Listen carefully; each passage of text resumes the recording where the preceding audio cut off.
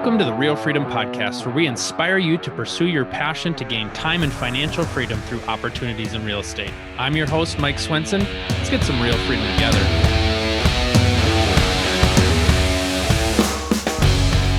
Hello and welcome everybody to another episode of the Real Freedom Podcast. And today we're going to talk about land. And what I love about our guest, Mark Podolsky here, is, what are the things that somebody who invests in rental properties might be concerned about? And I've heard it two ways for you. We've got tenants, termites, and toilets, and we've got renters, renovations, rehabs, and rodents. And Mark doesn't have to deal with any of that. So Mark is the land geek, and he's widely considered to be the country's most trusted and foremost authority in buying and selling raw, undeveloped land. And so you're going to share your journey of how you've done that, how you've built wealth, how you've made a career out of it, and completed over 5,500 transactions. Through that, you are also the author of Dirt Rich. And so you are the land geek. It's the name says it all. So welcome, Mark, to the podcast. And why don't you just share a little bit more about you?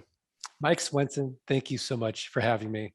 So if we rewind the tape to 2000, I was a miserable, micromanaged 45-minute commute to work and back investment banker. Mm-hmm. And I was specializing in mergers and acquisitions with private equity groups. And Mike, it got so bad for me. I didn't get the Sunday blues, anticipating Monday coming around. I'd get the Friday blues, anticipating the weekend going by really fast and having to be back at work on Monday. Mm-hmm. So my firm hires this guy, and he's telling me that as a side hustle, he's buying up raw land, pennies on the dollar. He's flipping them online, and he's making a 300% return on his investment. And I'm like, 300%? Mike, I'm looking at companies all day long. A great company, great. Yeah. Has 15% EBITDA margins or free cash flow. Average company is 10%. And I'm looking at companies all day long, less than 10%. Mm-hmm. So I don't believe him. So I go to New Mexico with him to a tax deed auction, and I do exactly what he tells me to do. And I got $3,000, by the way, saved up for car repairs. So I use that. And I buy 10 half-acre parcels at an average price of $300 each. I flip them online, and they all sell for an average price of $1,200 each. 300%, it worked. Mm-hmm. So I took all that money. I went to another auction. I'm from Arizona, and there's no one in the room. It's 2,000. I'm buying up lots and acreage for nothing. And over a period of time, I sold all that property, and I made over $90,000 cash. Mm-hmm. So I go to my wife. I'm like, honey, I'm going to quit my job and become a full-time land investor. And she's pregnant. Mm-hmm. She's like, absolutely not. So I said, okay. So it took me about 18 months for the land investing income to exceed the investment banking income. And then I quit. I've been doing it full-time ever since. And I absolutely love it.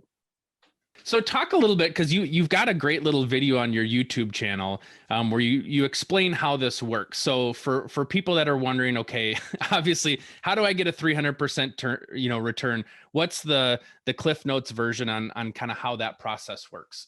Okay, so Mike, you're in Minneapolis, Minnesota. Mm-hmm. And I'm going to assume that you own 10 acres of raw land in Texas. Yep. And you owe $200 in back taxes. Mm-hmm. So essentially, you're advertising two important things to me. Number one, you have no emotional attachment to that raw land. Mm-hmm. And number two, you're financially distressed in some weird way, because we don't pay for things. We don't value them in the same way. And you haven't paid your property taxes. Mm-hmm. As a result, the county treasurer keeps sending you notices saying, Mike, don't pay your taxes. We're going to auction off your property to a tax deed or a tax lien investor. Mm-hmm. So all I'm going to do is look at the comparable sales on your 10-acre parcel. I'm going to take the lowest comparable sale. I'm going to divide by 4. And that's going to get me what Warren Buffett would call a 300% margin of safety. So I'm going to send you an actual offer for the property. And let's say that the lowest comp's $10,000. I'll send you an offer for $2,500, right? Now, you accept it, because for you, $2,500 is better than nothing. Now, in reality, 3 to 5% of people accept my quote unquote top dollar offer. Mm-hmm. But now that you've accepted it, I have to go through due diligence or this in-depth research. Number one, do you still own the property? Number 2, our back tax is only $200. Number 3, have there been any breaks in the chain of title? Number 4, are there any liens or encumbrances? What are the restrictions? What's the roads like? Right? So I'm going to outsource all this to my team in the Philippines. It's going to cost about $11, and they're connected to an American title company, and they're going to fill out my property checklist. They're going to give me the GIS map, plat map, aerial maps, pictures, everything I need for my marketing package for my next buyer. Now, we'll assume everything checks out. I buy it from you for $2,300. I pay your $200 back taxes. I'm all in for $2,500. Okay. Now I'm going to sell it 30 days or less, and I'm going to make a cash flow like a rental home. So I've got a built-in best buyer. Do you know who it is? The person next door. You got it. The neighbors, right? Yep. So I'm going to send out my neighbor letter saying, here's your opportunity. Protect your privacy, protect your views, know your neighbor. Now, if the neighbors pass, where am I going to go? The neighbor on the other side? No, all the neighbors don't. To the market? The market. Okay, so the general market, I'm going to go to my buyers list. My buyers list doesn't buy. I'm going to go to Craigslist. I'm going to go to Facebook buy sell groups. Is it Facebook or Meta? Either way, buy sell Still Facebook for now. Yeah. Facebook, Meta, whatever. I'll go to the buy sell groups, marketplace. For the people that are watching this podcast 10 years in the future, they'll be like, what's Facebook? So we'll reference Meta. Meta, exactly. Because this is evergreen content. It's going to live for years and years and years. And in the year 2040, somebody's going to come back and watch this. And so we have to reference Meta, right? Exactly. They're like, what was it? Those real human beings? They weren't in the metaverse? Those aren't avatars? Yeah. So now if I can't sell it on Facebook, I'll go to the lands, landmodo.com, landandfarm.com, landsofamerica.com, landflip.com, landhub.com. These are platforms where people buy and sell raw land every day. Now the magic happens in my pricing. I'm going to make it irresistible. You can control 10 acres of raw land for only $2,500 as a down payment. So I'm going to try to get my money out on the down. I might go 6 to 10 months out, and then I'm making a car payment. Let's say $449 a month, 9% interest over the next 84 months. So it's a one-time sale. I get my money out on the down, might go 6 to 10 months out. Then I'm gonna get $449 a month, every single month for the next 84 months. No renters, no rehabs, no renovations, no rodents. And because I'm not dealing with a tenant, I'm exempt from Dodd-Frank, RESPA, and the SAFE Act, all this owner's real estate legislation. So the game we play is, can we create enough of these land notes where our passive income now exceeds our fixed expenses, and we're working because we want to, not because we have to. So that's the kind of the quick and easy version. Now, a few questions that come up are, how do you find these? And then if you're saying that 3 to 5% of the people are accepting them, are you holding out where you're only doing these deals at the kind of the 25%, or are you also doing some deals where it's more than that? And what are kind of some of the numbers of the, only 3 to 5% accept the 25%, but what are the other numbers of people that accept stuff higher than that? Right. Okay. So let's first start about the market, right?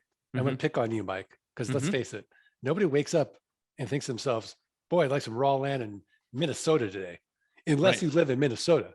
Right. So we want the biggest buyer pool. So we're going to focus on Arizona, Nevada, New Mexico, Colorado, Washington, Oregon, California, Texas, and then we're at Florida. So the Sunshine States, and a little bit in the Northwest.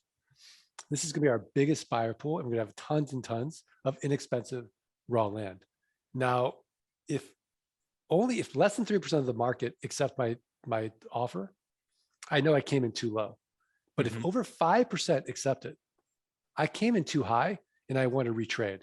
So I'm sticking to this very tight metric. You're always in that 3 to 5 window then. Right, because we make our money on the buy. I'm never going to overpay. So then how do we find these $10,000 or 10-acre tracts of land? How are we finding those, and how are we finding the back taxes? Right. So we're going to go to the county. We're going to go to the county. So we can get all our county information at naco.org.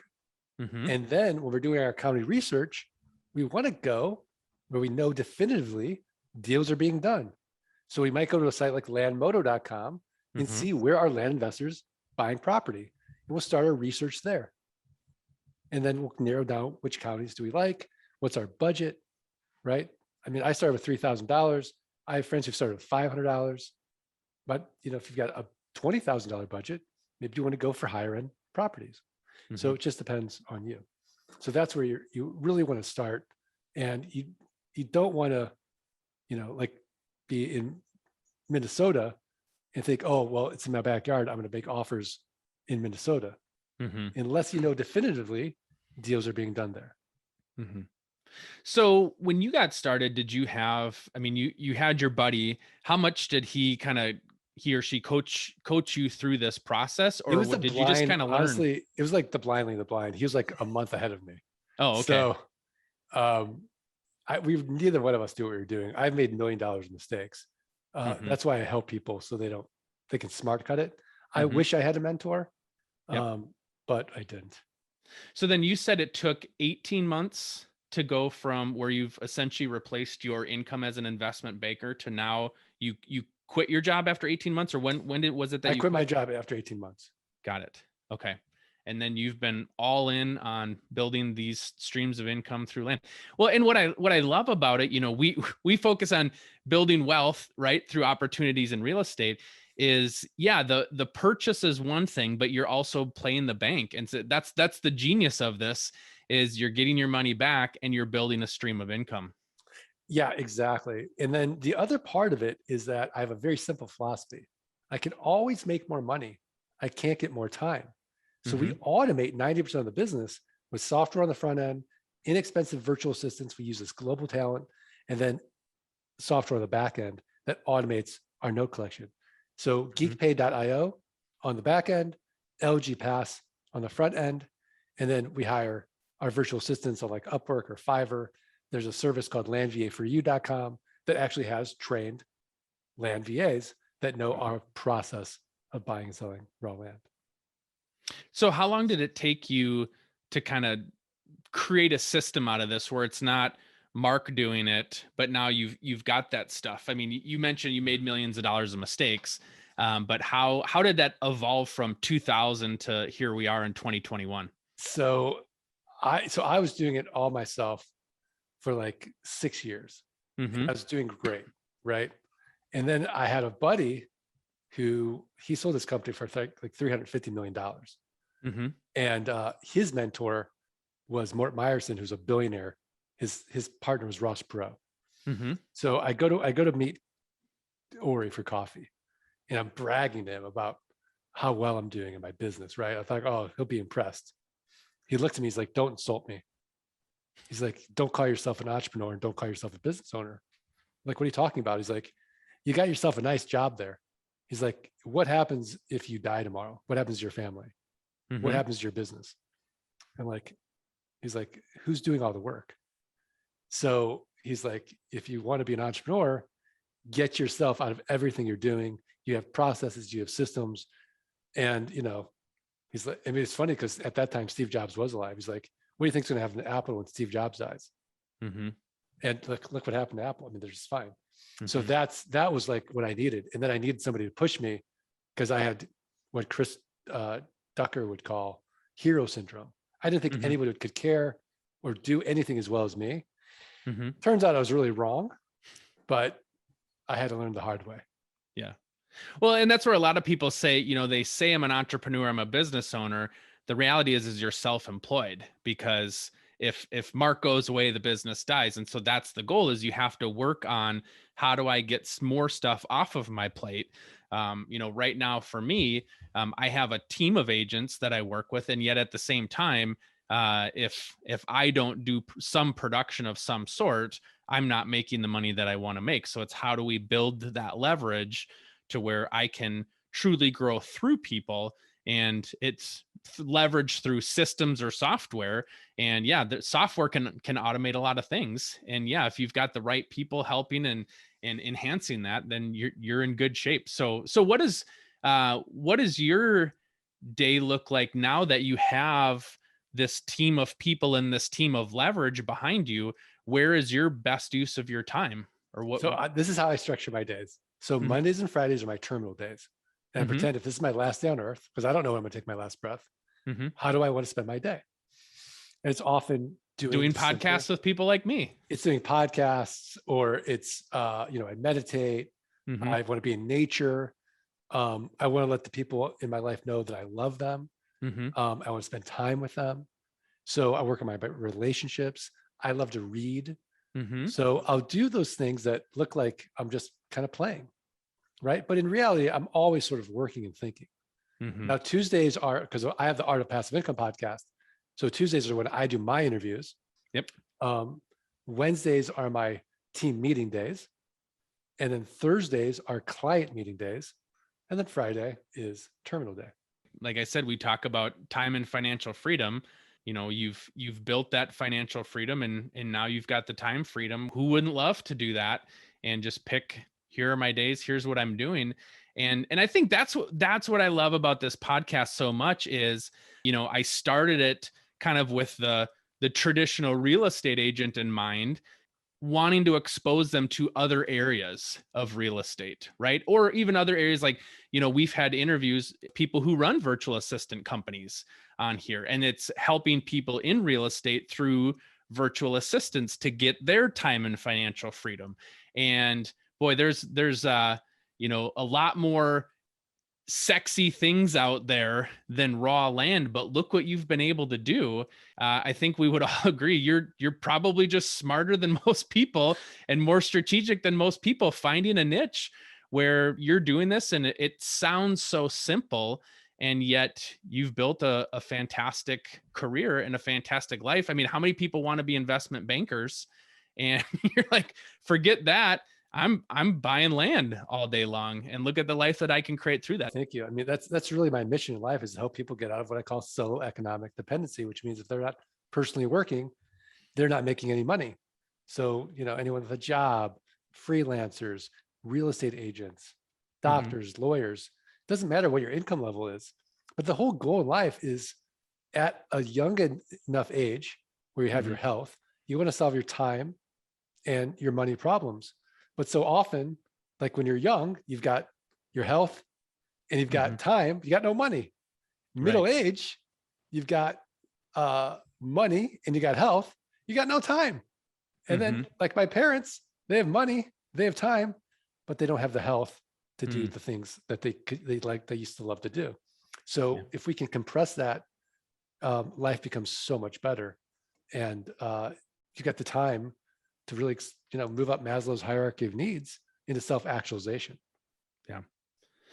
And I mean, I know I mentioned this previously, like just the beauty of the passive income of how you've structured this, because, as a realtor, there's so many times where it's like, you've got to find your next deal to get your next paycheck. And that paycheck might be fantastic, but at the same time, what's next? You got to go sell another house. You got to go sell another house. And with you're doing deals and you're building the stream of income by playing the bank, essentially, where each time you're taking another step forward. And until that 7-year note, expires, you have that passive income. But in the meantime, you've had 7 years to build more income on top of it. So it's just this pile of money, I guess, that keeps growing. Yeah, exactly. I don't want cash. I want cash flow. Mm-hmm. And it just solves all my money problems. Absolutely. And then I don't have to constantly hustle for the next deal as well. So it does buy myself and my team time as well. And then when you 10X it, then it doesn't matter what happens with the market. So when you have enough of these land notes, even if you had a great recession again and 50% of them go away, your lifestyle doesn't have to change. So how do people get started? What would be your advice? Obviously, you help people, you coach people. But if I'm listening to this right now, I'm like, dang, that sounds too good to be true. And it probably is, it's probably harder than I think that it is. What would you say to people that are interested and want to kind of dip their toe in the water, or, start the process here? Right. I mean, as far as being too good to be true, start doing it. And then you'll answer that second question. It ain't easy. It's simple, but nothing worth doing in life is easy. Right. Right. Because 97% of the people are saying no to you. So, right. So right off the bat, yeah, you've already got 97% of the people that, we talk about the 3%, we talk about the wealth building that happens from that. But yeah, in your system, 97 people are like, pass. Right. Right. And then, you've got to, know how to, have to know your numbers. You have to look at, do pricing matrix. And so we train people how to do it. But I would say that the best place to go and the best way to learn is by doing it. So if you can do it for free, find out if this model even resonates to you. That's the best way, I think, to learn. So I have a free course. It's landgeek.com/quick deals. I'll teach you how to double your money, 30 days or less.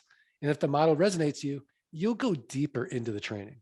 And if it doesn't, well, you've just, learned something new and great, you move on.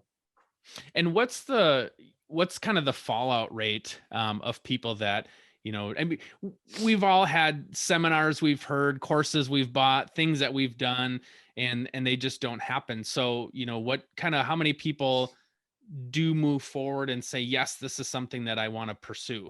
Right. I mean, the truth is, and it's the dirty truth in real estate information, most people who buy these courses won't make any money. Right. It's just the fact. Right. I think there's like a 3% success rate on these do-it-yourself courses. Yep. It's the same thing as a real estate agent. I mean, 80% of the people are out of the business in 2 years, so it's tough.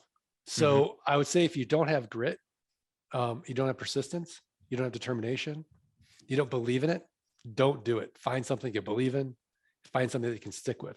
Number one.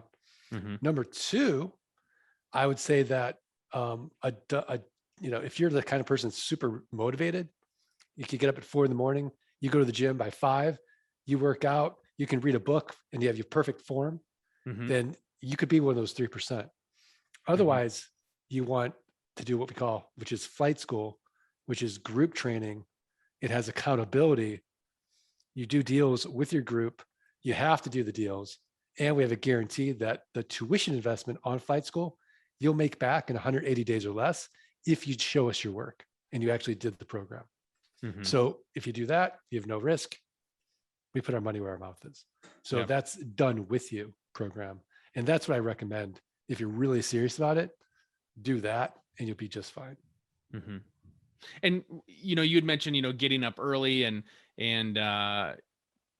self-motivated people. What would be a reasonable time commitment for people? Like, how you said, earn your money back in 30 days. How much time would I need to put in? And obviously these are just averages. There's, people on both sides of the spectrum, but what type of work would you need to put in to see those results? I recommend a focused 2 hours a day in the business when you first start, and then you can get out of it. So I work 5 days a week, 7 days a week. This is 5 days. So I work so 10 hours a week. Yeah. So I work about 2 hours a month in Frontier Properties, my land investment business. So I'm just looking at numbers and having a meeting, right? Because the team's doing all the work. So all I'm doing is thinking. And so you want to get to that point to be the chairman of the board, right? You don't want to be the CEO. The CEO's in meetings all day. You want to be the chairman. So that's the goal. And that's what we teach you to do, is how to scale. And kind of on the fun stuff here, talking about the cash flow numbers. You don't have to give specific numbers, but like, how did you see that pool grow as you're starting to turn some of these land properties and you're getting that consistent, that cash flow or the car payment from people, essentially, or the mortgage payment from people on these land deals? How does that grow exponentially, as you go? Yeah, it just grows in time. So, it's usually the second year in this business that hockey sticks up. Roberto Chavez was one of our clients. He's a full-time attorney. And after his first year in the business, he went down to 3 days a week. After his second year in the business, he replaced his income. He's over $25,000 a month in passive. And now him and his fiance are traveling the world doing land. And that's the other thing about this, is that it's not geographically limited. All you need is a laptop and a internet connection, and you're in business. You do it from anywhere in the world. So you're not calling people? Because I think that's the other question people would have too, is like, well, how do I know who owns this land? How do I find those people? How do you get in touch with the people to find, sift through to find those three people that you're doing deals with? Right. So for every 100 offers, you're going to get about 3 deals. Mm-hmm. So you just do 20 offers a day with the software. You get Mm-hmm. a list from the county. Mm-hmm. You scrub that list, like let's say by use code VL for vacant land. Yep. You upload that list into the software. You drip out your offers. Mm-hmm. They come back, and you start doing deals. And you're making 20 offers a day right off the bat. Our clients are. I make more, but Mm-hmm. when we first start, because if you don't have a system and a team built, yep, take it easy, because like you might get all these offers back, and then you don't have the team to do the due diligence fast enough, you'll lose it.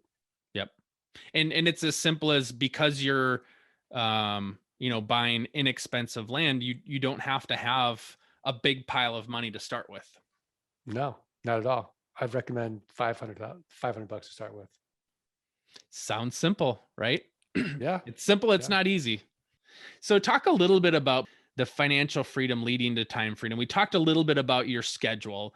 When did you see that really free up for you? And what's some of the fun stuff that you get to do as a result of the leverage that you've built behind you? Yeah. So I've been kind of semi-retired for about 10 years. So once I was 40, I kind of had this all kind of done for me. Okay. And so, I raised my kids. I have 3 kids, and I work from home. Mm-hmm. And that was my focus. I would say for that time period, was really just being completely immersed in their worlds. Like I would joke to my friends, it's their world. I'm just living in it. Mm-hmm. But now, as they've gotten older, my youngest will be in college in about 16 months.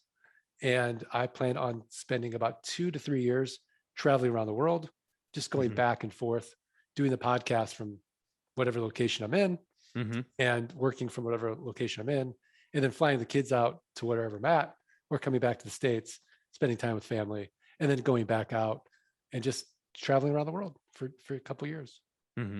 That's the plan. So then how many people, so, we talked about 5,500 roughly transactions, that have happened. How many are you currently receiving payments on a kind of a monthly basis? A lot. I honestly, I don't even know. Really? Yeah, I don't know. I just know the cash flow. I mean, sometimes we have about in this market, about an 8% default rate. A normal market is about 10%, because we don't do credit checks. And then in 2010, I lost 50% of my note portfolio. So it's not a big deal. You just have to rebalance your portfolio, resell it, because you still own the asset. And there's no cost of foreclosure with a land contract. But, you got to use a profit first model, which is what we teach. Right. So that you're saving money.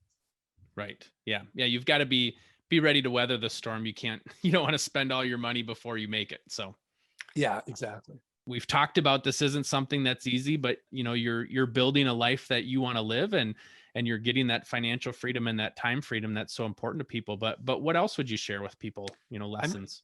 I would say like the biggest lesson is the Simon Sinek TED Talk. Start with why. Like your purpose has to be bigger than yourself, because when things get tough, you want to have a strong enough why to keep going. And I love the Zig Ziglar quote, which says, if you'll do the next 3 to 5 years what other people won't do, you'll be able to do for the rest of your life what other people can't do. I love it, Mark. So for people that, that love this and want to learn more or ask some more questions, how can they get a hold of you? And what other stuff would you like to plug here? Yeah, I would just say, start at thelandgeek.com. And you can, if you're like to read, check out Dirt Rich on Amazon. Awesome.